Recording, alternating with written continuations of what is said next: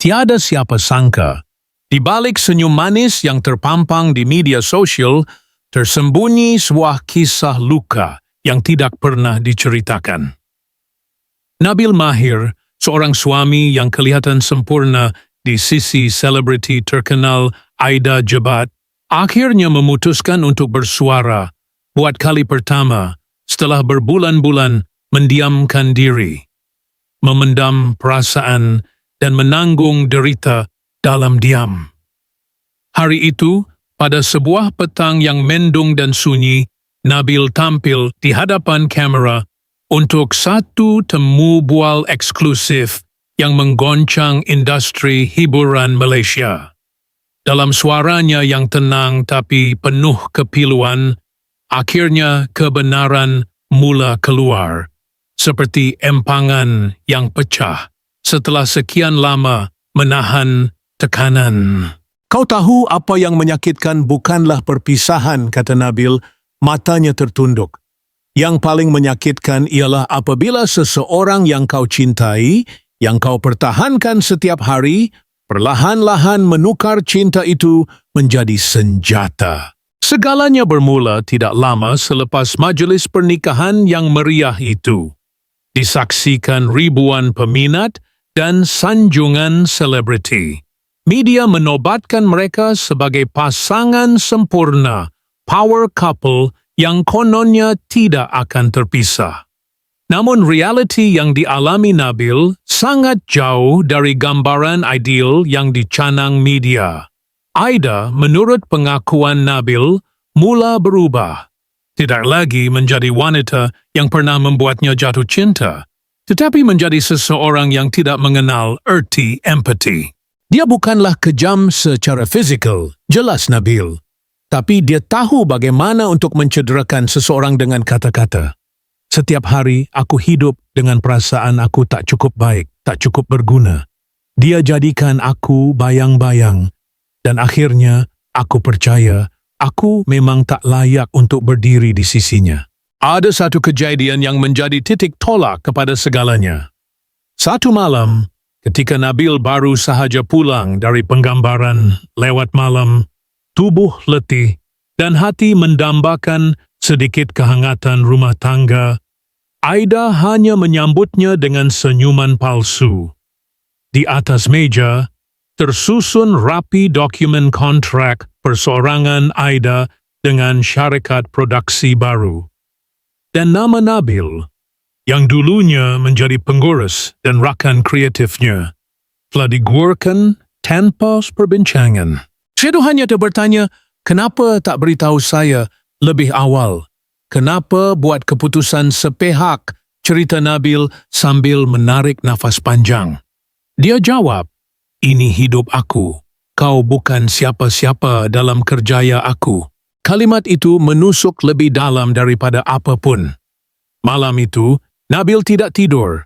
Dia duduk di dalam kereta, memandang kosong ke langit malam. Hatinya bergema dengan pertanyaan. Adakah ini harga yang perlu dibayar kerana mencintai seorang wanita yang dikelilingi kilauan dunia hiburan? Atau adakah dia sendiri yang salah kerana percaya cinta itu cukup untuk menyelamatkan perkahwinan? Hausun, itu hanyalah permulaan. Hari demi hari, Nabil mula menyedari bahawa dirinya bukan sekadar diabaikan, tapi dilenyapkan. Aida mula menghadiri acara tanpa menyebut namanya. Mula muncul di media dengan naratif wanita berdikari seolah-olah perkahwinan itu tidak pernah wujud. Terlalu banyak gambar yang aku ambil tapi tak pernah dimuat naik, kata Nabil sambil menunjukkan satu folder dalam telefonnya. Senyuman itu palsu, sebab setiap kali kamera off, dia jadi orang lain. Kematangan Nabil dalam mendiamkan diri selama ini bukan kerana lemah. Dia ingin melindungi nama baik isteri, melindungi anak yang masih kecil, dan menjaga maruah keluarganya. Tetapi seiring masa, apabila semua kesabaran itu disalah tafsir sebagai kelemahan, dan apabila dia mula merasa seperti hidup dalam penjara. Emosi yang dibina oleh orang yang paling dipercayainya, akhirnya dia sadar. Dia perlu melepaskan. Aku terpaksa buat pilihan, sama ada terus berpura-pura dan hilang diri aku sendiri, atau aku tinggalkan dan bermula semula walaupun dunia akan menyalahkan aku. Dunia luar menyangka perceraian itu berpunca daripada tekanan kerja atau mungkin perbezaan personality. Tetapi hanya Nabil yang tahu kebenaran sebenar. Cinta yang dulu menyatukan mereka telah berubah menjadi racun perlahan. Dan dia, lelaki yang pernah meletakkan segalanya di atas satu janji, akhirnya memilih untuk pergi. Namun, walaupun kini dia telah melangkah keluar dari bayang-bayang perkahwinan itu, bekas luka di hatinya masih segar. Tiada kemarahan dalam nada suaranya, hanya kesedihan yang terlalu lama dipendam. Nabil tidak menyalahkan takdir. Dia hanya kesal kerana terlalu lama berdiam. Saya cuma tak nak lagi terus hidup dalam dusta yang saya sendiri cipta, kata Nabil perlahan. Cukuplah sekali saya kehilangan diri saya sendiri kerana cuba menyelamatkan seseorang yang tidak pernah cuba menyelamatkan saya kembali.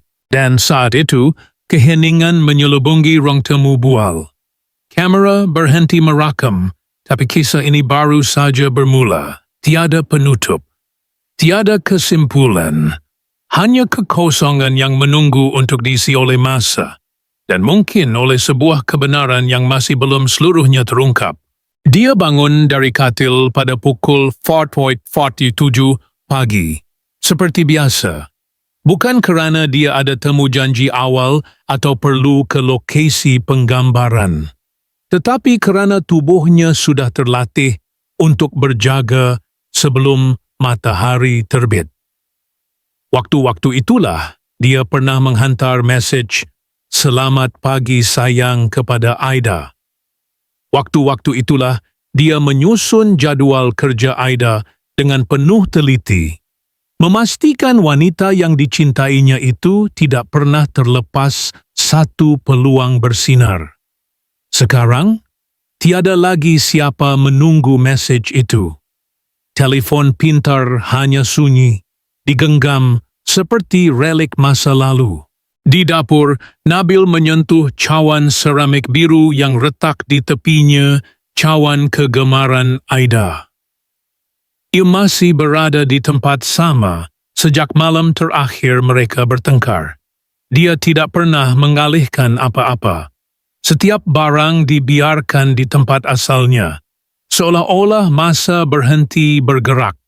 Seolah-olah dia masih berharap akan terdengar derap langkah Aida menyusuri lantai kayu sambil menyanyikan bait lagu K-pop seperti dulu. Tapi semuanya hanya gema kenangan yang enggan padam. Dia duduk di meja makan menghadap dinding yang pernah dihiasi gambar-gambar mereka. Kini hanya tinggal bekas paku dan tompok cat yang pudar. Setiap kekosongan itu terasa seperti luka baru, bukan luka berdarah, tetapi luka yang tidak pernah sempat sembuh. Di ruang tamu, bantal-bantal kecil berselerak, tetap diatur kemas setiap malam meski tak ada siapa untuk mengacaukannya. Di sebelah sofa, sebuah buku nota kulit yang telah lusuh terletak terbuka. Di dalamnya, tulisan tangan Nabil, lirik-lirik yang dia cipta untuk Aida. Nota-nota kecil yang dia tidak pernah kirimkan. Puisi yang dia karang diam-diam. Halaman terakhir hanya ditulis satu kalimat. Apa yang tinggal bila cinta sudah tak mahu tinggal. Nabil bukan hanya suami. Dia pernah menjadi juru gambar, pembantu pribadi, pemandu, pengurus media sosial, dan kadang-kadang juga punching bag emosi untuk Aida. Dia lakukan semua itu dengan rela. Bukan kerana dia tidak punya harga diri, tetapi kerana dia benar-benar percaya cinta sejati menuntut pengorbanan tanpa batas. Orang luar tidak pernah tahu bagaimana selepas setiap sesi rekaman lagu atau temu bual TV, Aida akan berdiam diri sepanjang perjalanan pulang, enggan bercakap walaupun Nabil cuba membuatnya ketawa. Mereka tak tahu betapa sunyinya rumah mereka selepas cahaya kamera padam dan betapa kerasnya Nabil cuba menyalakan semula cahaya yang perlahan-lahan hilang dalam diri mereka. Satu malam musim hujan, Nabil ternampak Aida menangis diam-diam di dalam bilik air. Dia cuba memeluknya, tetapi Aida menepis dengan dingin. Saya tak perlukan simpati. Saya perlukan seseorang yang boleh ikut rentak saya. Kata-kata itu melekat seperti duri dalam dada. Ia bukan hanya penolakan kasih sayang, tetapi juga penolakan terhadap segala apa yang telah mereka bina bersama. Perkara kecil mula berubah. Tak lagi berkongsi makanan seperti dulu. Tak lagi bergelak ketawa menonton drama Korea. Tak lagi berjalan malam sambil berbual tentang masa depan anak. Nabil menyedari, perlahan-lahan Aida sedang mengemas keluar dirinya daripada hidup mereka, satu emosi pada satu masa, tanpa meninggalkan sepatah pun penjelasan. Dia masih ingat hari Aida tidak pulang, tiada mesej, tiada panggilan, hanya sunyi. Dan apabila dia pulang keesokan pagi, Aida hanya berkata, "Haidar di hotel, saya perlu ruang." Ruang. Satu kata yang terlalu luas, terlalu kabur, dan terlalu menyakitkan bila keluar dari bibir orang yang kita sayangi. Nabil akhirnya faham, ruang itu bukan untuk mereka sembuh, tetapi untuk Aida pergi perlahan-lahan tanpa rasa bersalah. Syarat minggu selepas itu, Aida mula mengatur pertemuan dengan peguam. Diam-diam. Nabil mengetahuinya daripada sahabatnya sendiri. Hati yang sudah retak akhirnya hancur, dan di sebalik wajah yang masih cuba tersenyum di khalayak, jiwanya bergelut dengan serpihan harapan yang tidak lagi boleh disusun semula. Setiap malam sebelum tidur, Nabil menyalakan satu lilin kecil di sudut bilik, tempat dia dulu berdoa untuk rumah tangga mereka. Kini lilin itu menjadi simbol duka yang senyap. Dia menulis setiap apa yang dia rasa, simpan dalam fail bernama "Untuk Aida", yang tidak akan membaca. Di dalamnya bukan cercaan, bukan kemarahan, tapi rintihan lembut seorang lelaki yang pernah mencintai terlalu dalam, terlalu jujur, hingga terluka tanpa disedari. Nabil bukan tokoh tragik dalam drama Melayu. Dia adalah lelaki biasa yang hanya ingin dicintai dengan cara yang dia mencintai. Dia bukan sempurna, tetapi dia setia. Dan setia dalam dunia yang terlalu tergesa-gesa seperti milik Aida mungkin adalah satu kelemahan, bukan kekuatan. Kini, setelah kisah mereka terlerai, ramai yang mempersoalkan mengapa Nabil tidak bersuara lebih awal, mengapa dia hanya bersuara setelah semuanya musnah. Tetapi mungkin, seperti ramai lelaki lain, Nabil percaya bahawa diam itu melindungi. Diam itu menjaga maruah. Diam itu cinta. Tapi cinta yang diam terlalu lama, akhirnya akan hilang suara. Dan malam itu, di bilik yang penuh bayang-bayang kenangan, akhirnya Nabil bersuara. Suaranya bukan untuk menyalahkan. Ia hanya bisikan sunyi seseorang yang telah terlalu lama menafikan rasa sakit sendiri. Dan dalam kesunyian itu, hanya satu persoalan terus bergema. Adakah benar kita perlu kehilangan semuanya untuk akhirnya menjadi diri sendiri? Namun, tidak semua orang melihat penderitaan Nabil Mahir. Malah, sebahagian besar masih memandangnya sebagai lelaki bertuah yang pernah memenangi hati seorang bintang ternama seperti Aida Jebat.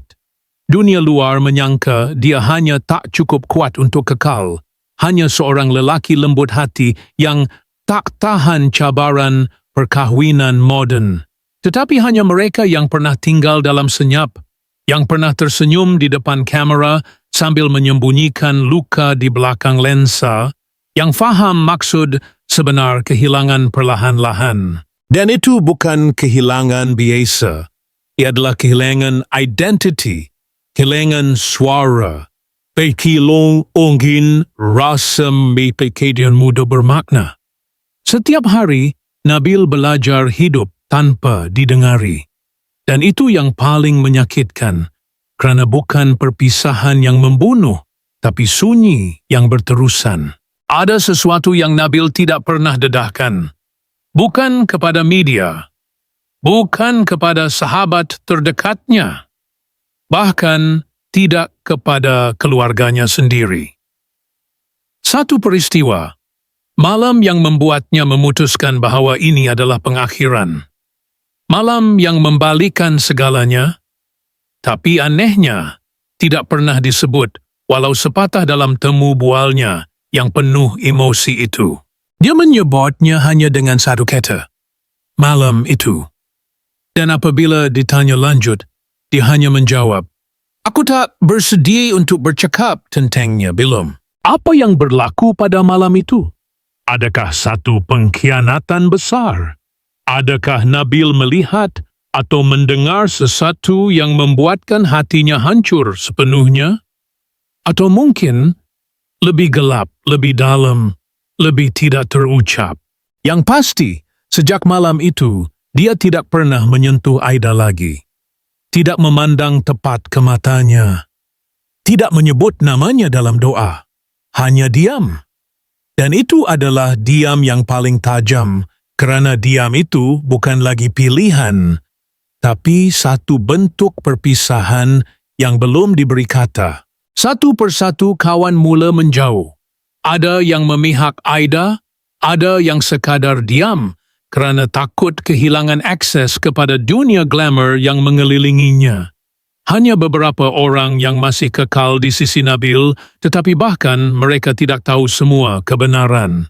Kerana setiap kali ditanya, Nabil akan hanya tersenyum tipis dan berkata, kalau aku cerita semua, aku tak tahu siapa yang akan percaya. Aida pula tidak pernah memberi kenyataan panjang. Dalam satu sidang media, dia hanya berkata, saya doakan yang terbaik buat dia. Satu ayat, pendek, kemas, dan mematikan sebarang soalan lanjut. Seolah-olah semuanya sudah selesai. Tetapi tidak bagi Nabil. Di meja kerjanya, Nabil menyimpan satu peti kayu kecil. Di dalamnya, bukan emas, bukan dokumen penting, tetapi serpihan kenangan. Sebuah foto Polaroid mereka berdua di Jepun, satu kerongsang kecil yang Aida pernah pakai semasa tarikh pertama mereka, sekeping nota tulisan tangan Aida yang berkata, saya percaya pada awak. Nabil masih menyimpannya.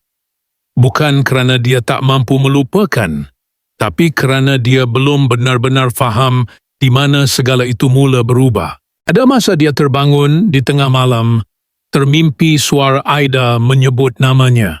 Ada masa dia duduk di kereta, memandu ke tempat yang dulu mereka sering kunjungi, tanpa tujuan.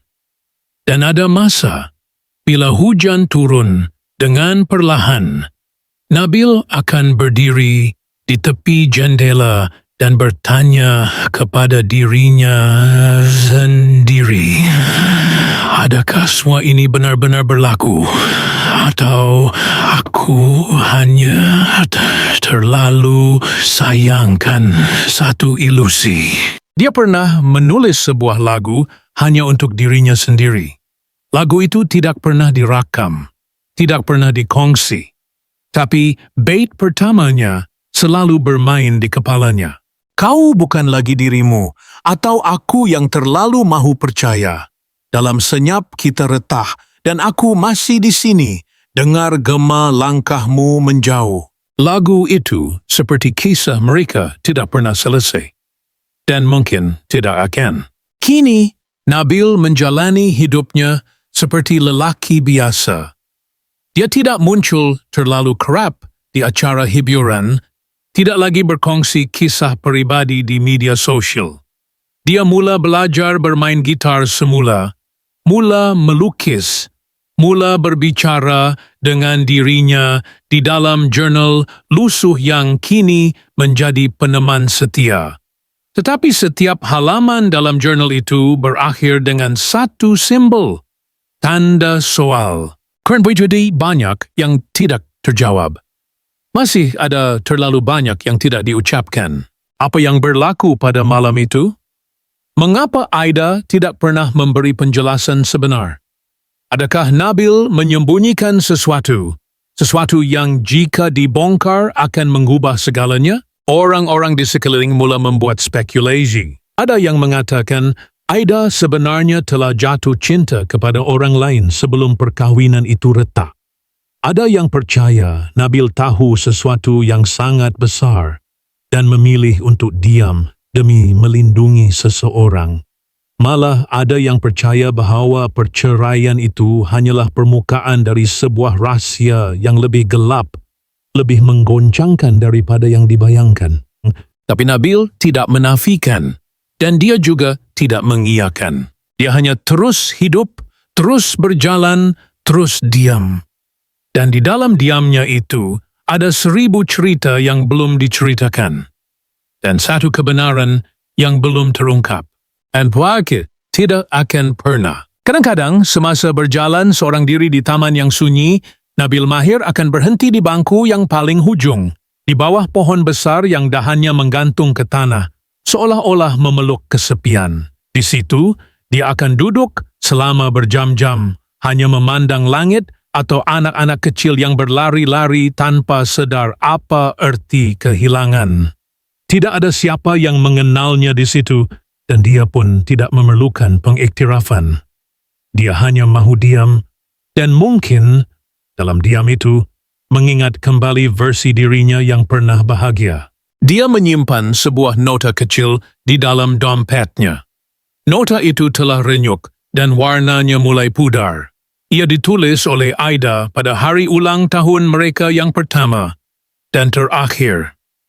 Walau apapun jadi, wakil tetap rumah saya. Nabil kadang-kadang membaca nota itu berulang-ulang. Bukan kerana dia masih berharap, tetapi kerana dia masih cuba memahami bagaimana seseorang boleh menulis kata-kata sehangat itu lalu beransur-ansur membekukan seluruh dunianya. Ada hari-hari dia cuba menulis surat panjang kepada Aida. Surat yang tak pernah dipost. Kadang-kadang isinya penuh amarah yang terkawal. Kadang-kadang hanya satu ayat. Kenapa? Satu kata yang tak pernah diberi jawapan dan mungkin tidak pernah akan. Malam-malam yang terlalu sunyi, Nabil akan memainkan semula rakaman suara lama Aida di telefonnya. Bukan kerana dia mahu menyakiti dirinya sendiri, tetapi kerana dalam setiap gelak kecil Aida, dalam setiap seruan manja, ada jejak masa yang tidak lagi wujud. Suara itu kadangkala buat dia tertawa, kadangkala buat dia menjerit dalam diam. Tapi dia tak pernah padamkan fail itu. Mungkin kerana sebahagian dari dirinya masih percaya ada sesuatu dalam suara itu yang belum selesai. Pernah suatu ketika, dia melihat Aida dari jauh di pusat beli belah bersama beberapa rakan selebriti. Dia berdiri lama di belakang tiang, menyaksikan wanita yang pernah menjadi dunianya kini berjalan ringan tanpa sebarang beban. Aida ketawa. Wajahnya bersinar. Dia kelihatan seperti tidak pernah patah. Seolah-olah perpisahan mereka hanya satu bab kecil dalam hidup yang lebih besar dan lebih bercahaya. Dan pada saat itu, Nabil sedar mungkin bukan semua luka perlu diubati.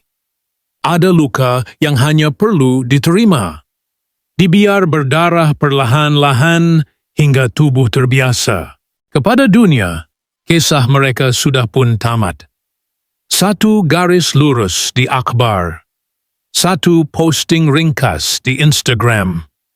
Satu chapter closed dalam dunia yang cepat beralih. Tetapi di dalam hati Nabil, cerita itu masih bernafas. Seperti asap dari lilin yang baru ditiup, masih mengapung perlahan di udara. Belum hilang, belum lenyap, belum selesai. Dia mula menulis diary dengan kod, kata-kata rahsia yang hanya dia faham. Kadang-kadang ayatnya aneh. Langit malam tadi tak marah, cuma terlupa warna biru. Kadang-kadang cuma satu baris bergetar dengan emosi. Aku masih tidur di sebelah bayang. Dan entah kenapa, menulis begitu buat dia rasa sedikit hidup. Sedikit kurang sunyi. Ada suara-suara yang mendesak Nabil untuk kembali ke dunia hiburan. Tawaran, lakonan, jemputan sebagai host, projek, kolaborasi. Semuanya datang silih berganti. Tapi dia tolak dengan lembut. Bukan kerana dia tak mahu, tapi kerana dia belum selesai berbual dengan dirinya sendiri. Belum selesai menjahit kembali serpihan lelaki yang pernah percaya cinta itu cukup untuk menyelamatkan segalanya. Satu malam, dia terima satu email daripada Aida. Ringkas, tanpa tajuk, tanpa pembukaan. Hanya satu baris. Awak okey? Nabil membaca baris itu berulang kali. Dia menaip jawapan, panjang, mendalam, penuh emosi. Tapi sebelum tekan send, dia padam semuanya. Akhirnya, dia hanya balas dengan satu perkataan. Ya. Dan dia sendiri tidak tahu sama ada dia sedang berkata jujur atau sedang belajar untuk percaya pada satu penipuan kecil yang menyelamatkan dirinya dari runtuh. Hari-hari berlalu, langit tetap biru, hujan tetap turun, dunia terus bergerak. Tetapi dalam satu sudut kecil di dunia ini, ada seorang lelaki yang masih hidup bersama soalan-soalan yang tidak pernah dijawab, bersama ruang yang pernah diisi dengan gelak tawa dan kini hanya gema langkah sendiri. Dan mungkin di sisi lain, ada seorang wanita yang sesekali melihat keluar jendela, tertanya-tanya jika lelaki itu masih menyimpan cawan biru yang retak. Tiada siapa tahu pasti. Mungkin cinta mereka hanya tersesat, bukan mati. Mungkin semuanya hanya salah masa, atau mungkin ada sesuatu yang lebih besar yang mereka sendiri belum bersedia untuk mengaku. Dan begitu, kisah mereka terus bergema dalam diam, dalam sepi, dalam bayang-bayang yang tak pernah benar-benar lenyap. Tiada kesimpulan, tiada titik nokta. Banyak kekosongan yang hangat dan solan-solan yang terus berbisik di antara hela nafas mereka.